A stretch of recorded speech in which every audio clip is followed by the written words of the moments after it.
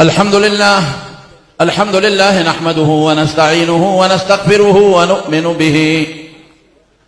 ونؤمن به ونتوكل عليه، ونعوذ بالله من شرور أنفسنا ومن سيئات أعمالنا.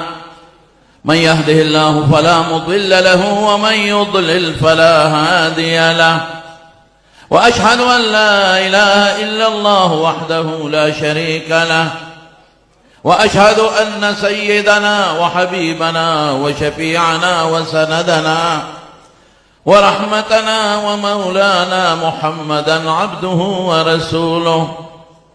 أما بعد، فإن أصدق الحديث كتاب الله، وأحسن الهدي هدي محمد صلى الله عليه وسلم، وشر الأمور محدثاتها، وكل محدثة بدعة، وكل بدعة ضلالة، وكل ضلالة في النار.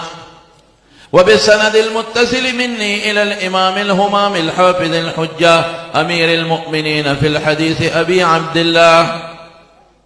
أبي عبد الله محمد بن إسماعيل بن إبراهيم بن المغيرة بن بردزبة الجعفي اليماني البخاري رحمه الله تعالى، ومتعنا بعلومه آمين. قال: باب قول الله عز وجل: ونضع الموازين القسط ليوم القيامة وأن أعمال بني آدم وقولهم توزن. وقال مجاهد: القسطاس العدل بالرومية، ويقال القسط مصدر المقسط وهو العادل، وأما القاسط فهو الجائر.